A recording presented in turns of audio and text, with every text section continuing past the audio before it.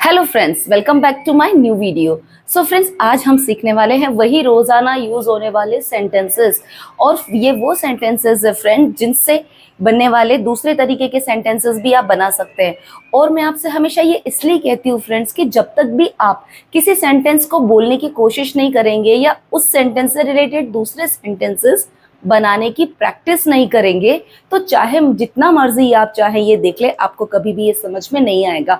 तो आप कोशिश करें, जैसा जैसा मैं बोलती हूँ वैसा वैसा आप मेरे साथ में ट्राई कीजिए बोलने का, या तो फिर आप किसी जगह उसको नोट डाउन कर लीजिए और फिर उसकी आप बार बार प्रैक्टिस करते रहिए। ओके फ्रेंड्स, तो चलिए स्टार्ट करते हैं आज का हमारा न्यू वीडियो कुछ नए सेंटेंसेस के साथ में। हमारा फर्स्ट सेंटेंस है, ज्यादा मत सोचो। कुछ लोग होते हैं ना, वो ज्यादा ओवर थिंक करते हैं, तो हम कहते हैं ना, अरे ज्यादा मत सोच इस बारे में। तो ज्यादा मत सोचो को कैसे कहेंगे? Don't over think. Don't over think. ज्यादा मत सोचो, डोंट ओवर थिंक इट, या फिर सिर्फ don't over think. Okay, next sentence है हमारा, आपने मुझे हैरान कर दिया। है ना, कई बार चीज देख के अरे वाह, आपने तो मुझे हैरान ही कर दिया। ओके, तो क्या कर दिया? हैरान। हैरान को हम इंग्लिश में क्या कहते हैं? अमेज्ड। तुमने मुझे हैरान कर दिया, you amazed me. You amazed me. Okay, next sentence है हमारा, ये सही लग रहा है ना। कोई चीज देख के हम कहते हैं ना, अरे हाँ ये सही लग रहा है, ये ठीक है ना, इसमें कुछ बात है। तो इस तरीके के सेंटेंसेस को हम इंग्लिश में कैसे कहेंगे? इसमें कुछ बात है या ये सही लग रहा है, तो उसको कहेंगे it makes sense. It makes sense. Okay, और अगर हमने ये कहा कि इसमें तो कोई सेंस नहीं है, या ठीक नहीं लग रहा है ना, या ये अच्छा नहीं है, इस एक ही तरीके के हिंदी के ट्रांसलेशंस होते हैं, लेकिन आप चाहे तो उससे हम कई तरीके के इंग्लिश ट्रांसलेशंस भी बना सकते हैं। तो हम उसको कहेंगे इट डजंट मेक सेंस। क्या कहेंगे? It doesn't make sense. Next sentence है हमारा, इसका कोई हल नहीं है। जब कोई बात करते हैं हम तो कहते हैं अरे इसका तो कोई सॉल्यूशन ही नहीं है, इसका कोई हल नहीं है। तो it has no solution. It has no solution. Okay, next sentence है हमारा, अपनी गलतियों को माने। ओके, जब हम कहते हैं ना कि चाहे जितनी मर्जी तुम बात कर लो, आखिर तुम्हें अपनी गलती को माननी चाहिए, है ना, या फिर अपनी गलती को स्वीकार करो, अपनी गलती मानो। कई लोग होते हैं ना, बहुत रिजिड होते हैं, अपनी गलती नहीं मानते, चाहे वो जितनी मर्जी गलती कर ले, है ना। तो उसको हम कैसे कहेंगे? अपनी गलती माने, एक्सेप्ट। क्या कहेंगे? स्वीकार करने को या मानने को, accept your mistakes. Accept your mistakes. Okay friends, इसी तरीके से हमारा नेक्स्ट सेंटेंस है, मुझे पहले देखना होगा। जब कोई चीज हमें चेक करनी होती है तो हम कहते हैं ना, अरे मुझे इसको पहले चेक करना होगा, मुझे पहले इसको देखना होगा। तो इसे हम कैसे बोलेंगे इंग्लिश में? मुझे पहले देखना होगा, I have to check it. I have to check it first. थोड़ा सा स्पेस की प्रॉब्लम है फ्रेंड्स, तो आई होप आप उसको अच्छे से जो है देख पाएंगे और इसको समझ पाएंगे। I have to check it first. तो इसी तरीके से हमारा नेक्स्ट सेंटेंस है, तुम इसके लायक नहीं हो। है ना, हम कहते हैं ना कि तुम तो इसके लायक ही नहीं हो। ओके, तो कैसे कहेंगे इसको? You don't deserve this. तुम इसके लायक नहीं हो, यू डोंट डिजर्व दिस। और अगर आपको इसे कहना है कि तुम इसके लायक हो, वाकई ये तुम्हारे लायक है, तो हम कहेंगे यू डिजर्व दिस। क्या कहेंगे? You deserve this. और अगर हमें कहना है कि वो इसके लायक नहीं है ना, अभी तो हमने बात की यू के बारे में, मतलब आपके लिए, लेकिन अगर हमें किसी थर्ड पर्सन के लिए बात करनी है और हमें कहना है कि वो उसके लायक नहीं है, तो क्या कहेंगे? He doesn't deserve this. क्या कहेंगे? He doesn't deserve this. Okay friends, next sentence है हमारा मैंने पहले ही कहा था, है ना। जब हम कहते हैं ना कि ये लो, मैंने तो पहले ही कहा था कि ऐसा होना ही था, तो पहले ही कहा था इसे हम कैसे कहेंगे?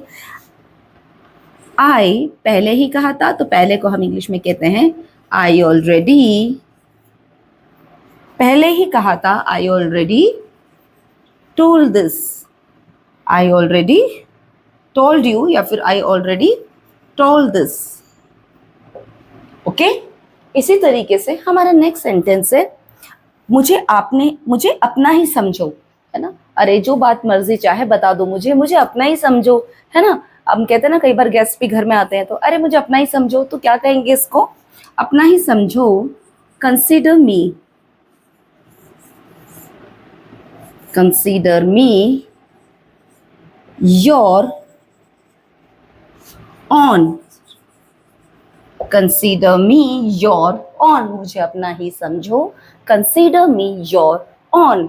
ओके फ्रेंड्स, तो इस तरीके के सेंटेंसेस आपको डेली प्रैक्टिस करने से ही आएंगे फ्रेंड्स। और आप चाहे तो इन सेंटेंसेस को, अभी मैंने आपको बोला, आप मेरे साथ साथ अगर बोलेंगे तो वैसे ही आपको इसकी आधी से ज़्यादा प्रैक्टिस हो जाएगी। तो इसी के साथ हमारा नेक्स्ट सेंटेंस है मेरा जन्म मार्च में हुआ, है ना। अब इस तरीके के सेंटेंसेस को बहुत लोग गलती करते हैं। मेरा जन्म कब हुआ? मार्च में हुआ। अब मार्च एक महीने का नाम है, तो हम उसको कैसे लिखेंगे? I was born in March, I was born in March। अब हमेशा याद रखना, कई लोग इसमें ऑन भी लगाते हैं, प्रेपोजिशन का यूज करते हैं ऑन का, which is wrong, which is incorrect. जो करेक्ट प्रेपोजिशन हम यूज करेंगे वो होगी इन, क्योंकि जब भी हम महीनों का नाम बोलते हैं तो उससे पहले हम कौन से प्रेपोजिशन लगाते हैं? इन। क्या लगाते हैं? इन। जैसे कि मेरा जन्म मार्च में हुआ, आई वॉज बॉर्न इन मार्च, मेरा जन्मदिन मार्च में आता है, तो my birthday comes in March. Okay, लेकिन अगर मार्च ना आके, मीन्स कि महीने का नाम ना आकर उसके साथ कोई डेट आ रही है, क्या आ रही है? उसके साथ कोई डेट आ रही है, तब आप यूज करेंगे ऑन का। किसका यूज करेंगे? ऑन का। जैसे कि अगर मुझे कहना है कि मेरा बर्थडे 4 मार्च को आता है, तो माई बर्थडे कम्स ऑन 4 मार्च। क्या कहेंगे? माई बर्थडे कम्स ऑन 4 मार्च। लेकिन सिर्फ मेरा बर्थडे मार्च में आता है, मतलब कि सिर्फ महीने का नाम आपको अगर बोलना है तो आप महीने के नाम से पहले, मंथ के नाम से पहले आप यूज करेंगे इन का। आई होप आपको ये अच्छे से समझ आ गया है। तो ये छोटी छोटी प्रेपोजिशन की मिस्टेक्स हम स्पोकन इंग्लिश में बहुत ज़्यादा करते हैं, तो इसको आप कोशिश करें तो अवॉइड करें। ओके, नेक्स्ट सेंटेंस है हमारा उसे तेज बुखार है, उसे तेज बुखार है, तो क्या होगा? शी हैज अ, अब उसे बुखार है इसलिए हमने यहाँ शी, ही, आप जो मर्जी चाहे यूज कर सकते हैं। हैज यूज करेंगे क्योंकि सिंगुलर है। शी हैज अ, तेज बुखार है तो high fever, she has a high fever. Okay, next sentence है हमारा किसी और से पूछो, है ना, कि जाओ किसी और से पूछो। तो किसी और से पूछो, तो सिर्फ आप पहले ये सोचो कि पूछने को हम इंग्लिश में कहते हैं आस्क, और किसी और से तो someone, ask someone else, ask someone else. अब इसी को ही हमें कहना है कि जाओ किसी और से पूछो। क्या कहना है? जाओ किसी और से पूछो। तो क्या कहेंगे? बहुत आसान है। जाने को हम इंग्लिश में क्या कहते हैं? Go, go and ask someone else. Okay, इसी तरीके से हमारा नेक्स्ट सेंटेंस है आपकी तबीयत कैसी है। ऐसा सेंटेंस अगर आपने हमारी प्रीवियस वीडियोस वॉच की होगी तो हमने सेंटेंस बनाया था, आपका काम कैसा है, तो how is your work. Okay, अब हमने ये पूछना है कि आपकी तबीयत कैसी है, तो क्या कहेंगे? How is your health, how is your health, आपकी तबीयत कैसी है या आपका स्वास्थ्य कैसा है, तो हम कहेंगे हाउ इज योर हेल्थ। वैसे तो हम ज़्यादातर रूटीन डेज में जब कॉन्वर्जेशन करते हैं और फर्स्ट जब हम मीटिंग करते हैं तो हम पूछते हैं हाउ आर यू, लेकिन तबीयत पूछने के लिए आप क्या बोलेंगे? How is your health. Okay, next sentence है हमारा नल बंद करो, है ना, घर में जब कोई पानी बहता रहता है हम कहते हैं ना जाओ जाके नल बंद करो, तो नल बंद करने को हम इंग्लिश में कैसे कहेंगे? बंद करने को हम कहेंगे टर्न ऑफ। क्या कहेंगे? Turn off the tap. Turn off the tap. Okay, नल चालू कर दो तो ऑफ का आप ऑपोजिट लिख दो, टर्न ऑन द टैप। क्या बोलेंगे? Turn on the tap. इसी के साथ हमारा नेक्स्ट सेंटेंस है, तुम भी तो वहीं थे जब मैं ये बात कह रहा था, तो तुम भी तो वहीं थे, तो तुम भी तो वहीं थे, इसे कैसे कहेंगे? थे, तो क्या लगाएंगे? You were. You were. Okay, अब वहीं थे, यू वर ऑल्सो देयर। तुम भी तो वहीं थे, यू आर ऑल्सो देयर, है ना। अब अगर मुझे कहना है कि तुम भी तो वहीं खड़े हुए थे, क्या कहना है? क्या रे तुम भी तो वहीं खड़े हुए थे, तुमने नहीं सुना क्या? तो you were also standing there, क्योंकि खड़े हुए थे को हम कहेंगे स्टैंडिंग। क्या बोलेंगे? Standing. You are also standing there. Okay friends, इसी के साथ हमारा नेक्स्ट सेंटेंस है, मेरा नंबर किसने दिया? हम पूछते ना किसी से, अब बताओ तुम्हें मेरा नंबर किसने दिया, तो देने को हम इंग्लिश में क्या कहते हैं? गिव। और यहाँ दिया तो हम गिव की सेकंड फॉर्म यूज करेंगे गैव। क्या यूज करेंगे? गेव। और किसने दिया? तो हु गैव। क्या बनेगा हमारा sentence? Who gave my number. Okay, who gave my number. लेकिन अगर आपको बोलना है मैं आपको मेरा नंबर किसने दिया, आपको, तो कहेंगे who gave you my number. Who gave you my number. Okay, इसी के साथ हमारा नेक्स्ट सेंटेंस है, ये तो होना ही था, है ना। हम कहते हैं ना मुझे तो पहले ही पता था, ऐसा होना ही था। ओके, होना ही था के लिए हम यूज करेंगे हैड का, हैड टू हैपन। क्या बोलेंगे? Had to happen. और ऐसा होना ही था तो this had to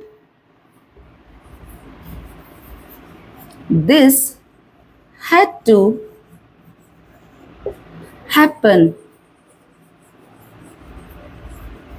this had to happen, ये तो होना ही था, है ना, मुझे तो ये पहले ही पता था, I knew it already, this had to happen. Okay, next sentence है हमारा, कोई आ रहा है ना। कोई को हम इंग्लिश में क्या कहते हैं? समवन। क्या कहेंगे? समवन। और आ रहा है तो बहुत आसान है, समवन इज कमिंग।